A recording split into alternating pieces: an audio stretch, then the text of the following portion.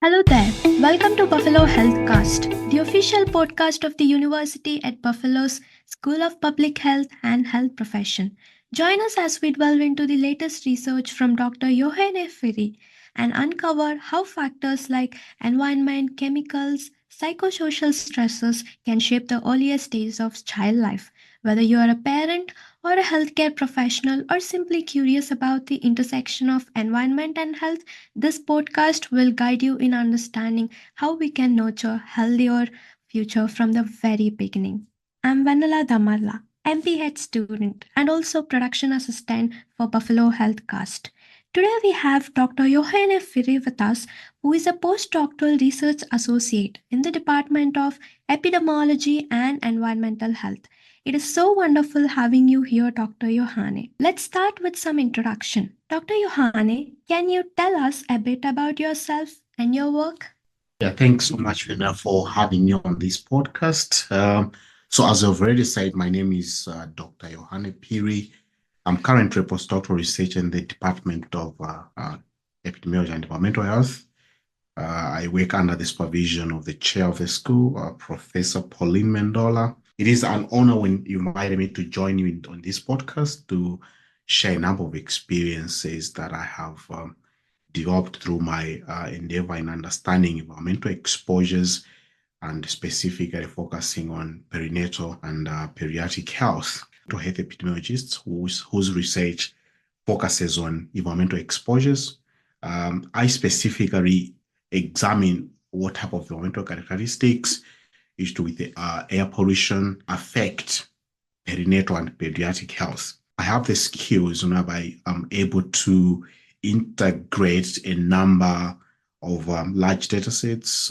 In the US, that includes data from Medicare, Medicaid, and the birth registry data. I link these with air pollution and other environmental pollutants. So this allows us to examine the effects of various environmental exposures and maternal and neonatal health outcomes. These include preterm births, low birth weight status, and issues with neonatal intensive care unit admissions. And I'm also involved in other projects, prospective projects, one of which is we're trying to employ secondary data from a completed project that was funded by the NIH, named the Biomam Study Project that was conducted in Birmingham and University of Alabama. And we try to investigate asthma control status in women during pregnancy.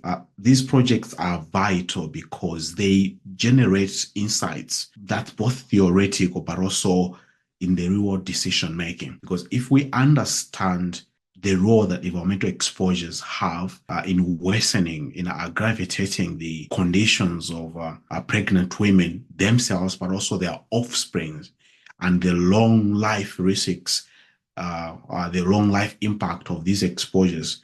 This will be very important in the design of policies, which would help in reducing or which would help in controlling some of these major health determinants.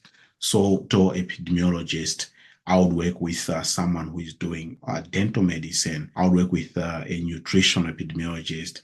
Together, collectively, we have that ability to develop or come up with policies or research that could be used to address some of the major challenges that our communities are facing. We should understand that public health is a complex issue, and there are a number of complex ways, there are a number of ways that we can find to deal with such type of challenges. So in general, I think I use both qualitative and quantitative research methodologies in most of the projects that I've taken. Thank you. That's wonderful, Dr. Yohane. What made you interested in the topics you study? Yeah, so thank you very much for this wonderful question. First of all, I'm not originally from the US. I'm a Malawian. Malawi is located in the southeastern part of Africa. My journey into studying environmental health exposures, I think, began in the year 2003 when I joined the University of Malawi. In those days, now it's called Malawi University of Business and Applied Sciences, MUBAS, where I majored in environmental health. At that time, I specifically majored into looking at occupational health. And in Malawi, there's a region known as Mulanje where people grow tea. And there were a number of increasing instances of people reporting injuries, a number of occupational exposures in their work environment. So my undergraduate degree program really focused on trying to find factors that were associated with the prevalence of this disease, these instances amongst the tea-picking workers in Mulanje. But through the course of doing that research, I noticed that it wasn't only about the occupation hazards that they were exposed to, but also to do with the living environment of the people.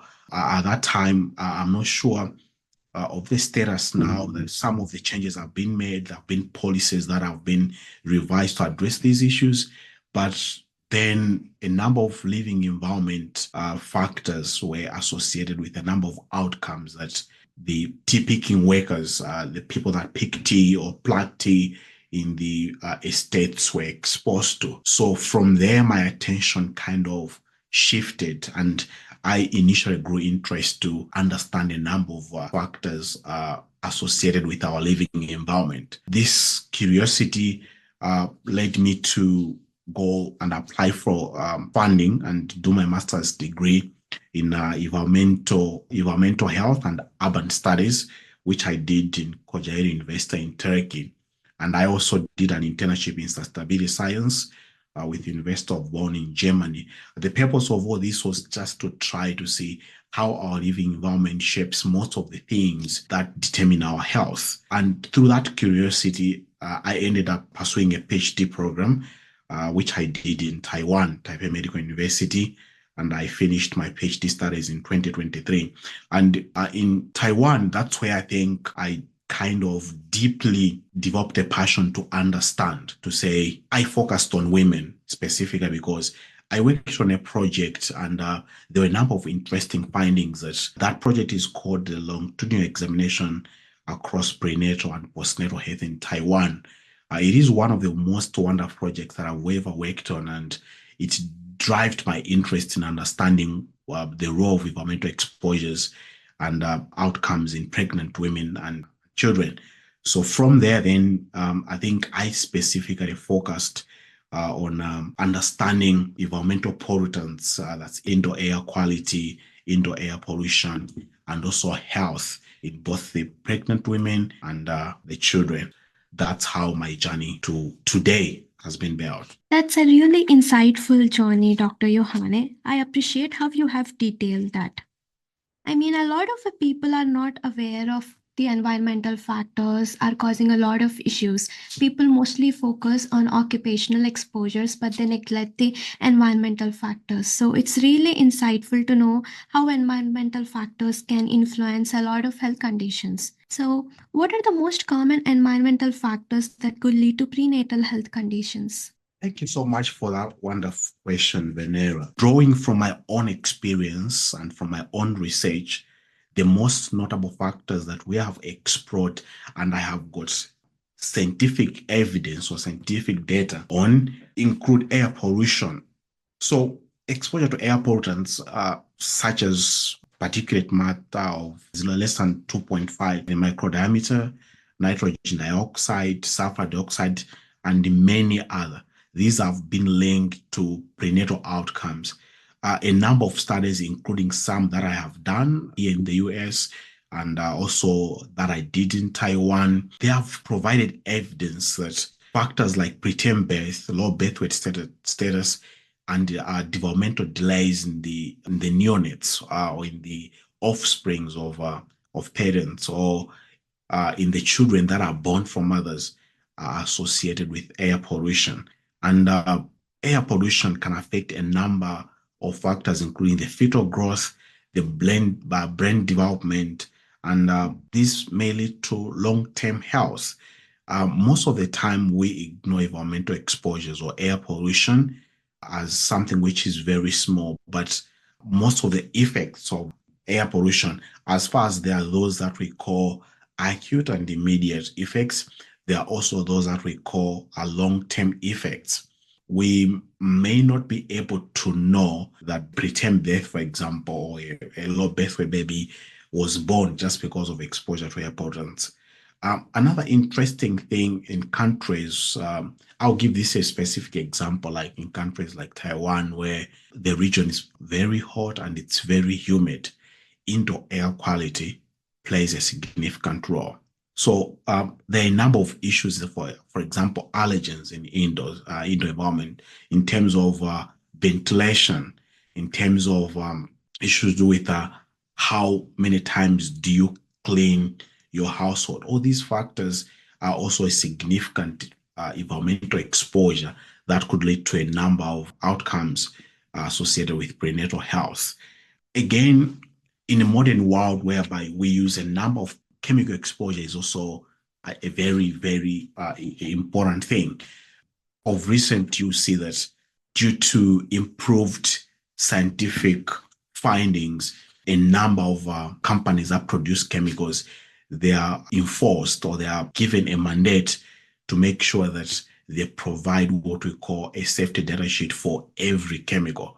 This is to make sure that us as consumers, before we use these chemicals, we should know what are the dangers of its exposure. It is important to know that sometimes there are a number of exposures of chemicals that have a negative impact. For example, when I was working in a project in Taiwan, we did find that some pesticides that are used to, specifically in summer, to control the number of, let's say, bugs or house flies indoors were associated with elevated levels of development of asthma in children that were under 5. Remember, children are the most at risk from developing such type of conditions when they live in an environment, an indoor environment where there are a number of, there's a combination or there's an integration of a number of environmental exposures. So chemicals specifically are another important element. And in most recent years now, like when I've come to the US, I've worked on projects that are focusing on what to call systematic racism. Now this goes to socioeconomic factors. You should understand that there are communities out there that are exposed to environmental factors more because of where they are located or they are based. There is evidence that people from poor socioeconomic background are more likely to be exposed to a number of environmental factors that I did mention of earlier on, like air pollution. They will have poor indoor air quality because they live in dilapidated houses.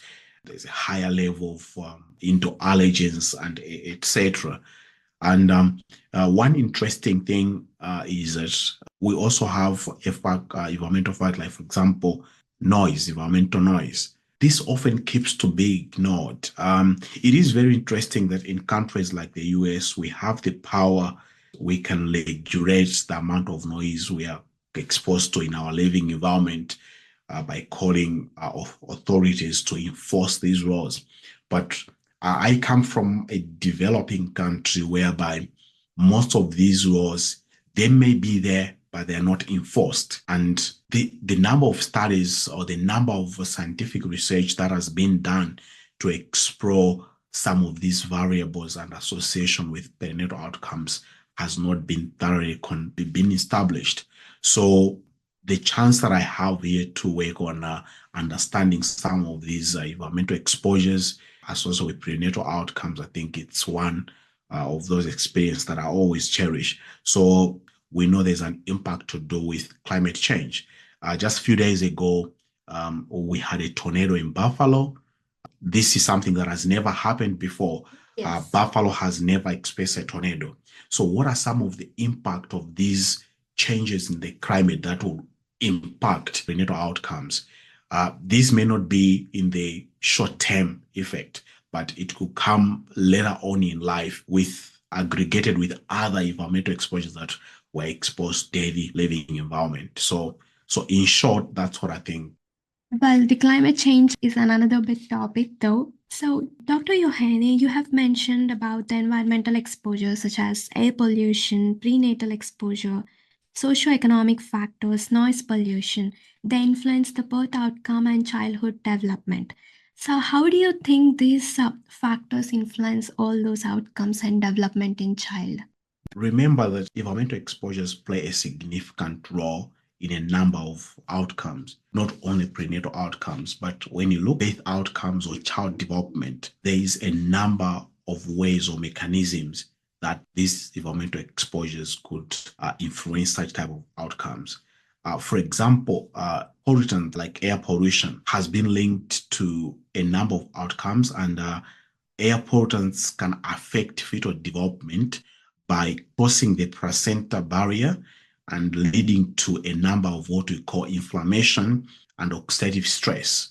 Inflammation and oxidative stress, these will end up having an impact on the way the fetus is developing while still in the womb of the mother. This is even before they have come out. So air pollution has that ability to affect the development stages of the fetus while still in the womb.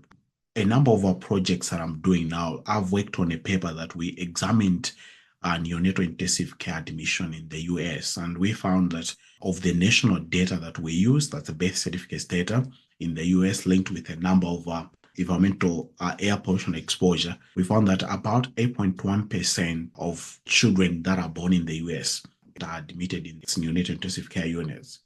And these are because of a number of issues.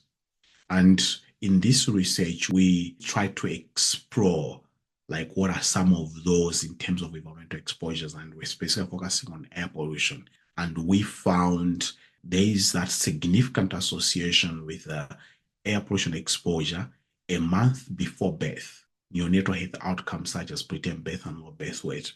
So as I'm saying, as far as we cannot trace that actual causal association, but we are able to think of what are some of these factors that are associated with infant development influences on the birth outcomes.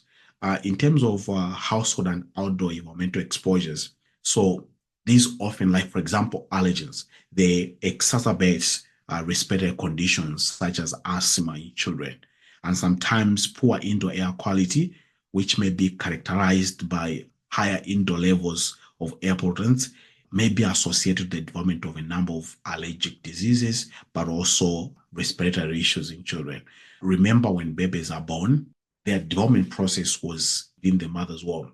Them coming out, they need to develop skills to be able to cope up with the outside environment. And if we have got a number of environmental pollutants that are being exposed to, the environmental pollutants who tend to affect the natural acclimatization process to be able to breathe well and to grow. And remember, they do not have that sufficient immunity at birth. So all that exposure, if you've got a number of these environmental exposures in our living environment, we end up affecting the development of the child. And there are a number of early life living environmental exposures that we could be talking of. But in brief, they have an intermediate effect on the development. That's both when the infants are still in the mother's womb, but also when they have come out. So air pollution can affect, or environmental exposures can affect both of these stages, and that's where the danger is. Thank you. Well, you have explained how indoor air pollution was linked to acute respiratory infection in children under 5 in your study. So, were there any specific pollutant that were found to have the most significant impact? Thank you. I think in this case now you are referring to a project that I did in Taiwan, the longitudinal examination across prenatal and postnatal health in Taiwan. Yes, there are a number of important factors that we focused on, specifically in terms of indoor air quality and also the ambient air pollution. So we did find that within the household environment, there were a number of factors that played a significant role. For example, purchase of new furniture was linked to higher instances of respiratory issues. This is likely due to when we buy new furniture, often they are coated with chemicals that will probably, that for decorative purposes, some are for the protection of the furniture. And these chemicals produce higher levels of, for example, VOCs. These VOCs have an ability to enter into our systems. And in children, such has been associated with elevated levels of presenting with a number of allergic outcomes, for example, asthma and also rhinitis. Additionally, for that, in that project, as I already indicated before, Taiwan is a humid country, and also it is kind of hot. So because of this, in houses which have got poor ventilation, you find that you have moths that will grow in the households. And we did find in one of our studies that we did in Taiwan that mold smell in the children's bedroom were associated with a higher risk of respiratory infections, indicating that the presence of mold not only makes our living environment uncomfortable, but also has the power to produce what we call spores and allergens in the air. And these allergens in the air, if inhaled, will result into poor respiratory outcomes and a number of other atopic diseases. So amongst the specific pollutants, we did notice also that allergen levels in the children's bedroom, well, that's like dust mites, had a considerable impact on respiratory health. Our habits, cleaning habits, are really very important, because if we don't clean our living environments that frequently, we leave surfaces that will end up accumulating allergens and dust mites. We may end up developing a number of outcomes. So I think, in essence, my study simply underscored the importance of at least maintaining a clean environment, a well-ventilated home. That's to minimize indoor air pollutants, which in turn may help to reduce the risk of acute respiratory infections, specifically in young children. So, Dr. Yohane, do you think the combined effect of indoor air pollution as well as the smoking habits of family members are associated with higher rates of acute respiratory infection symptoms in rural children? So, smoking habits of family members have been proven to be strongly associated with higher rates of acute respiratory infection. When you smoke, that smoke does not only affect you, but it is more hazardous to people that don't smoke. In modern science, we have environmental tobacco smoke. We also have what we call secondary smoking. These are more hazardous than primary smoking. And for environmental tobacco smoke, you find that after you've smoked, some of the particles of the smoke will tend to remain attached to surfaces within your environment. So if you're a parent that smokes, lives in a rural area, or lives socioeconomically poor background, it is like you're tripling the levels of exposure, because, as I already indicated earlier on, socioeconomic status is one of the determinant of health. So imagine you're living in an economically disadvantaged community. These details are probably you've got poor access to water, your living environment are already not good, you've got exposure to a number of allergens because you don't clean, or because of inability to take care of some of the roles that you have or responsibilities you have. You expose young children, for example, in your living environment to a number of exposures. Adding smoking on it simply worsens the condition. So the other issues to do with socioeconomically disadvantaged, you find that their houses probably are not well ventilated, and exposure to pollutants in environments that are not well ventilated results into a number of healthy outcomes. So the interaction of social demographic factors such as low socioeconomic status and limited access to health care and education disparities, these indeed further complicate the situation. And remember, if you live in a disadvantaged community, you are exposing your household to a number of environmental exposures already. And if you smoke, it means you're worsening the condition. Yes, a combination of these really worsens outcomes. That's both prenatal outcomes, but also infant health outcomes. So in brief, I think that's what I would say. As a dentist, I know how smoking can drastically affect a person's health, and secondhand smoking is something that actually affects more than the person being smoked. So, yeah, the smoking habits definitely are associated with higher rates of acute respiratory infections in children. So, there is an article that says the presence of pets, potted plants, or living near parks or roads is associated with indoor microbial levels. How do you think these factors influence the indoor environmental quality? That's a great question, Venera. So, one of the papers that has explored indoor air quality, that's indoor microbial and allergen levels, association with a number of environmental factors, is a project that I did. I know there are other projects that have been published and have been shared in the academic circles, but in our project, we did realize that we did find that having pets and potted plants and also living near parks or roads has got a significant influence on indoor microbial allergen levels and the overall environmental quality of your household. So pets, for example, if you have a pet, we often go out with pets, take walks outside, and these have got a direct contact with a number of surfaces which have got also microbes. And pets, in so doing, when we bring them into our homes, they may come in with what we call microbes. These may include bacteria and fungi from the outdoor. So while some of these microbes, yes, they may be beneficial, others might contribute to increasing indoor allergens. And remember, exposure to indoor allergens such as house dust mites, etc., may end up resulting into a number of health outcomes. And since my research focuses so much on children and pregnant women's health, there have been studies that have shown that households that have pets were more likely to have their children with poor respiratory health conditions.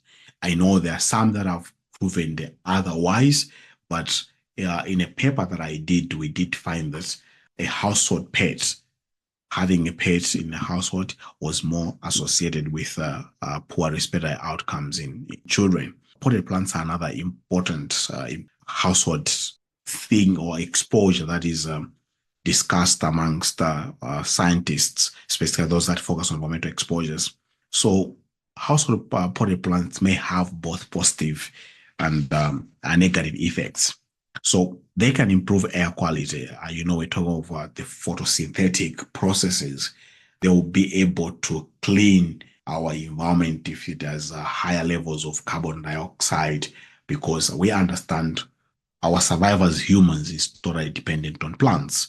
But at the same time, they also may provide large surface areas for harboring what we call moths, because the leaf surfaces provide a very nice environment for moths to grow on. So if it is advisable to clean these indoor potted plants frequently and make sure we check them if they do not have any moths that are growing on them.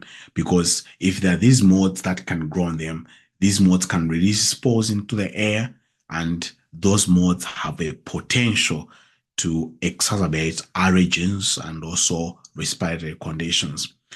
Living near parks, it is very important to live near parks, because parks provide an environment whereby we could take a walk and kind of refresh ourselves. But we should remember that proximity to parks can also have a disadvantage. Remember, parks have got different types of plants that are grown there. There are some plants that produce allergens. They produce like spores.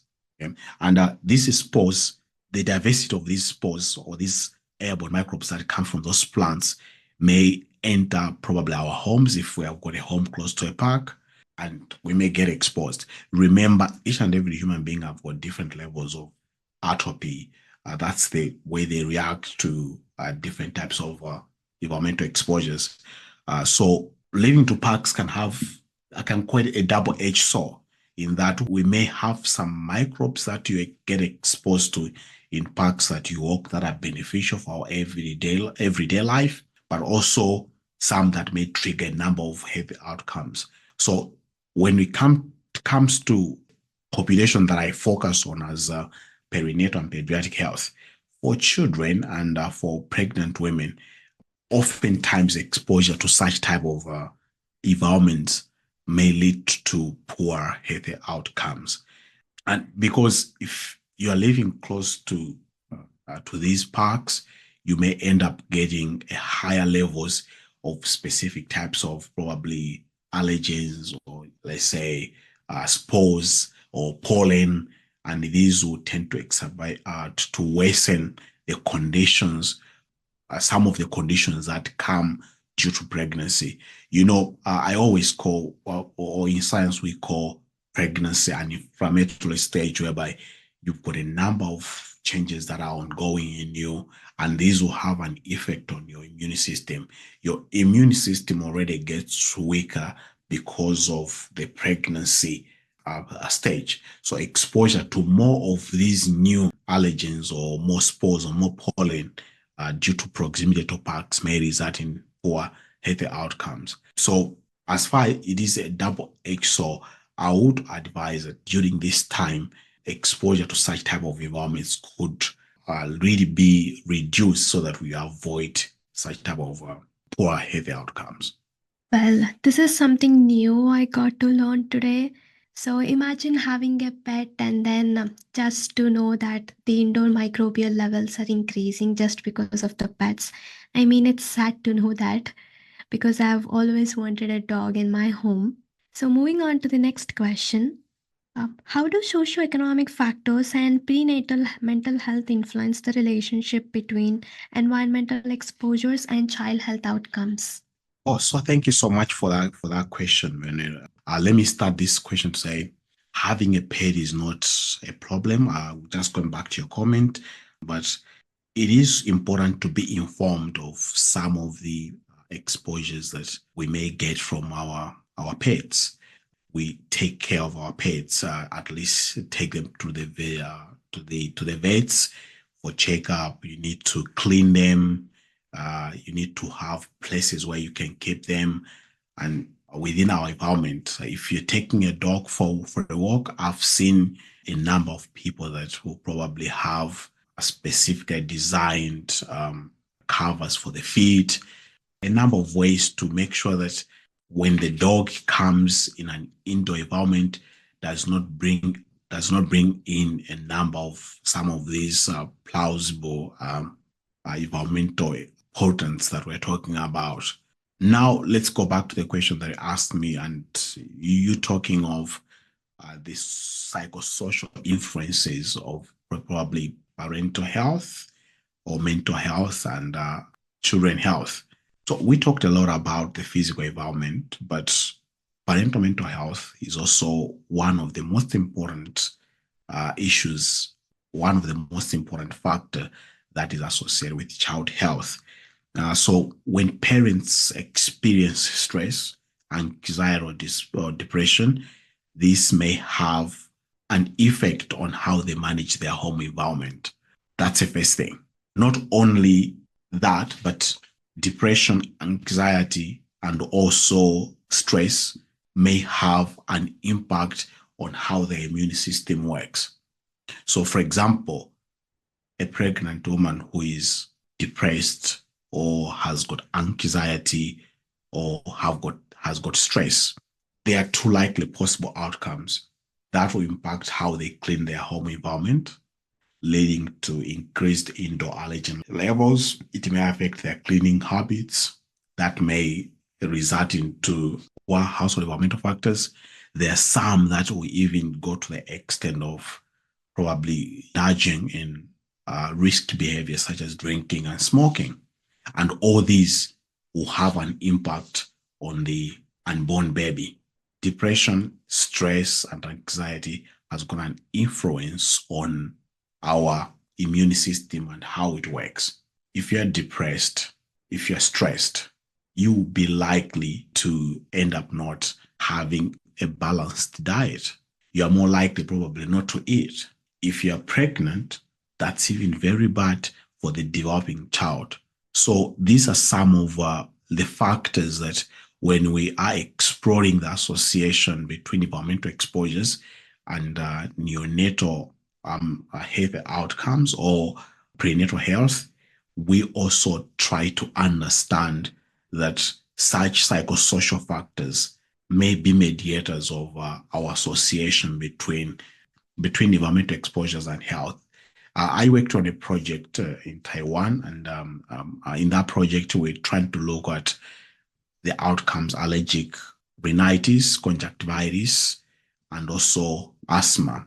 And we wanted to see whether parental mental health status, that's depression and anxiety, were associated with the likelihood of their offsprings or their children developing asthma, conjunctivitis, rhinitis, and also eczema. And we did find that a number of kids in that study whose parents had depression had 3 to 4 times a higher likelihood of developing eczema. So it tells you that parental mental health or psychosocial factors are a significant factor that may affect a child health. That's both when they're still in the developmental stages during pregnancy, but also if they are already born and they're growing up. Because as I already indicated, psychosocial factors are really significant in determining what called behavior of the people that have got stress, depression, or let's say anxiety. So the combination of socioeconomic challenges and parental mental health simply can amplify the negative effects of environmental exposures on children's health. And this highlights the need for holistic approaches in addressing child health. So when you're addressing child health, you should also make sure that we take into account not only their physical environment, as I do focus on environmental exposures, but we also try to see whether their mental health or emotional well-being of the entire family is also at play in some of the outcomes that we assess. Thank you, Dr. Yohane, for breaking down it so clearly. And I also believe that depression is one of the most suppressing issue worldwide. Moving on to our next question. How can your research finding be used to develop public health strategies and target innovations which are more effective? I'm just one of the people that probably focuses on environmental exposures and a number of different types of health outcomes. Interdisciplinary research helps in addressing a number of these factors. But in terms of policy, research, and practical recommendations, I think the research that I'm doing now provides valuable insights into a number of factors which can significantly enhance public health strategies and intervention. Specifically, for all the work that I have done in epidemiology and environmental health, highlights a number of factors. First of all, it leaves us with the responsibility to identify at-risk populations. So most of the research that I've done has pinpointed like which populations are most vulnerable to specific health risks. For instance, in my studies, I did review that there were certain communities probably in Taiwan that were more plausible, more prone to environmental hazards, and therefore, what should we do in order to avoid that? But also in terms of informing policy development, by providing this evidence that I've just spoken of, we provide the link that exists between environmental factors and health outcomes.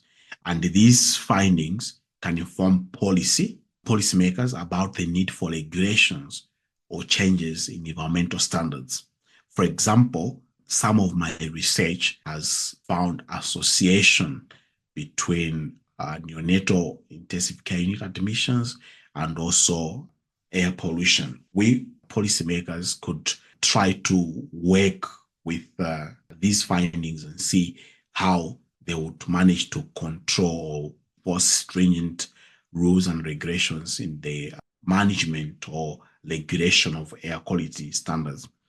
But also, we talk of designing interventions that are targeted to specific populations. That could also work. We were talking of enhancing prevention programs So as I already said, some of the environmental exposure that are specific around specific communities, they wouldn't need a whole city or a whole region to change their policies. They deal with issues to do with hygiene, keeping our environment clean. My research provides the basis for knowing that probably if we target this population and probably gave them health education on issues to do with keeping their household clean, ensuring that they have got proper ventilation, a number of factors associated with the environmental living environment, we could probably change the direction of some of the outcomes that I've spoken about. Those are actually the excellent strategies in order to target the interventions more effectively. So, what are some actionable recommendations for policymakers to reduce the impact of environmental pollutants on prenatal and pediatric health? Thank you so much. I think one of the most interesting thing is that being someone who has studied in a number of countries and seen how in different countries regulation dealing with air quality or issue to do with environmental exposure works, I should applaud the US for taking a very good initiative in making sure that there is a controlled way of making sure that they have strengthened air quality regulations. So one of the findings or recommendations that I would to give is to further strengthen these air quality regulations. Of interest in the US, I think from the literature that I've read, there has been a significant improvement in terms of levels of air pollutants. There's also issues to do with enhanced monitoring and surveillance. So there has to be increased funding for environmental health surveillance systems to track probably pollution levels and their impact on vulnerable populations. So I understand as far as the number of tools that have been used, number of regulations to regulate air pollution. One of the important factors is also to focus on promoting what we call green spaces. So in most of our urban planning, most of the poor air quality occurs largely in cities. This is because cities have got probably a number of high levels of traffic and also like production factories, etc. So investing in promoting green spaces could also really help in reducing these environmental exposures. But also, we have to focus on strategies that focus on reducing exposure to indoor air pollution or indoor air pollutants.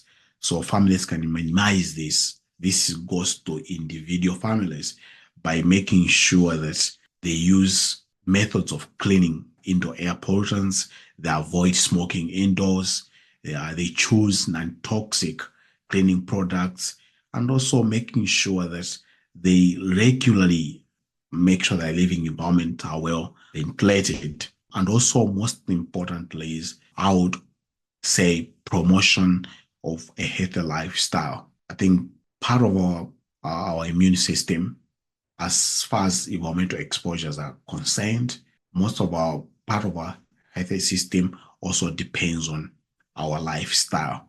So encouraging practices such as consuming organic produce when possible, reducing the use of plastics to minimize exposures to harmful chemicals, issues to do with making sure that our lifestyle is health, frequent exercise. This would also help in probably reducing a number of the effects of environmental exposures that affect prenatal and pediatric health.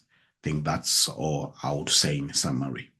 I would completely agree with you, Dr. Yohane. Lifestyle changes and staying hygiene are the most important things in order to mitigate the most of the environmental risk.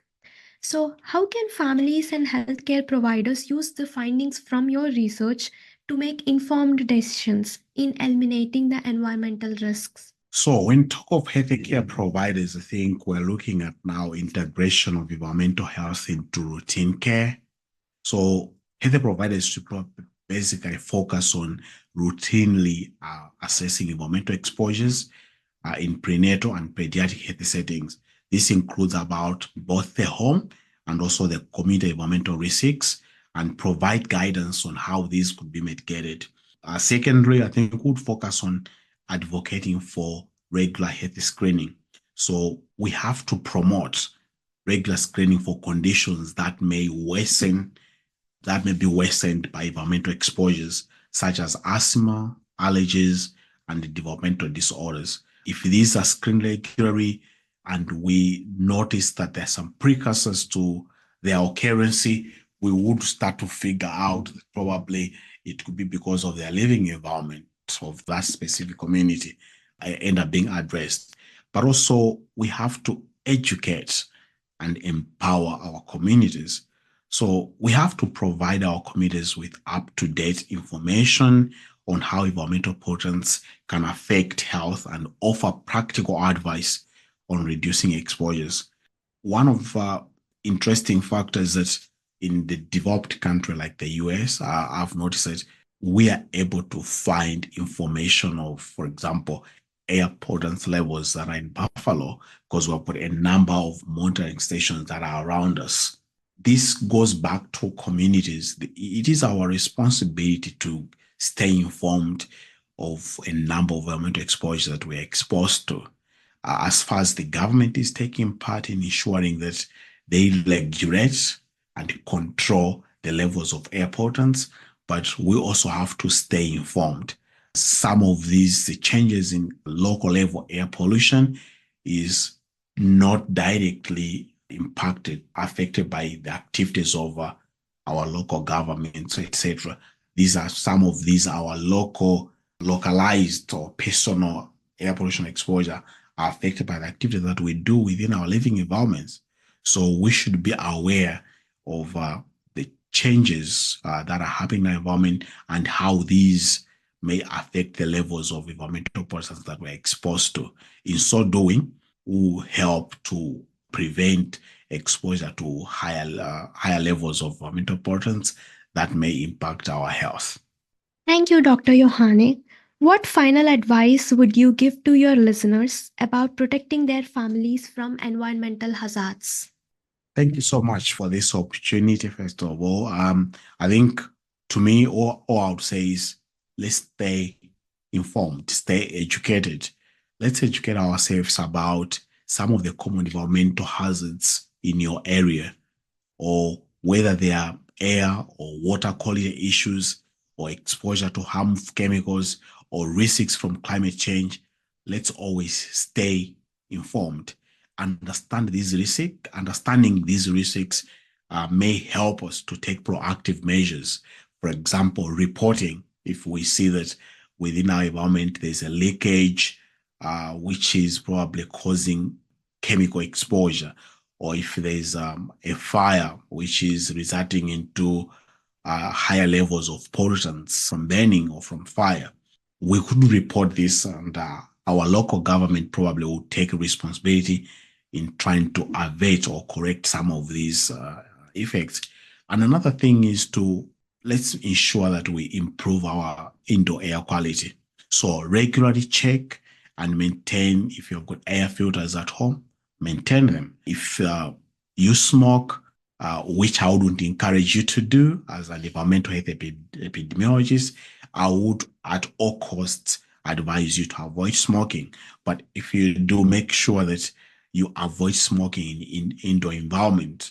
And also for cleaning, make sure that when you buy a cleaning product, read the material safety data sheets that are always, some of them are always attached on the bottles, or you put a link on the bottles or the packaging of the chemicals, read about them and see whether it's non-toxic and will have no impact if you are exposed to them.